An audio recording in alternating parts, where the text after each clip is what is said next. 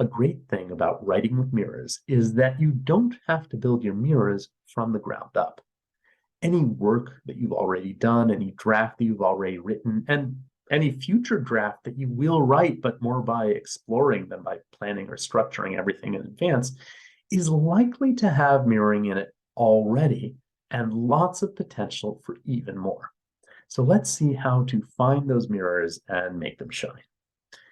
We've talked a lot about starting out from the trait, the axis, the point of comparison, and then building the mirror around that. But we can also work the other way around. We can look at what characters and interactions and relationships we already have.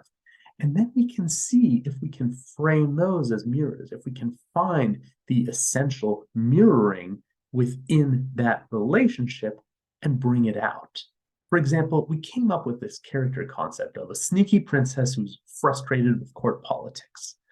Okay, if I have written a draft or part of a draft with this character, I've probably got a whole lot going on. I've got this princess's family, her political rivals, some dubious contacts and allies. Those are all connections and relationships, and all of those scenes might have mirrors already inside them. These characters have connections to one another. If I can be precise about what they have in common, about what connects them, that is a mirror. These scenes have tension, differences between the characters, and they have hope, what the characters hope to achieve, what they do not have now, but hope that they will have later. Those are opposites, those are contrasts. You can find the mirrors that are inherent to the scenes, and you can lean into them. You can rewrite the scene in order to emphasize, in order to make full use of that contrast. In other places, you'll feel that mirrors are missing, that you have characters that aren't sufficiently tied together or contrasted. And then you can ask yourself, okay, can I fix that by adding a mirror? And that might be along some of the axes that you will have established by now, some of the axes that are relevant to other characters. And now you say, okay, this character isn't so connected.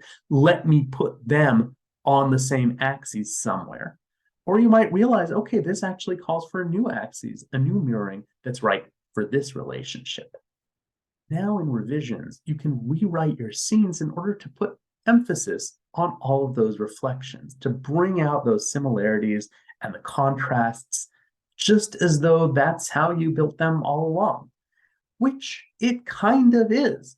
A lot of what we're doing here is just identifying the contrasts and similarities that are already kind of basic and inherent to these characters, to the story, to the world, and we're just bringing it out, bringing it to the surface, making more use of it.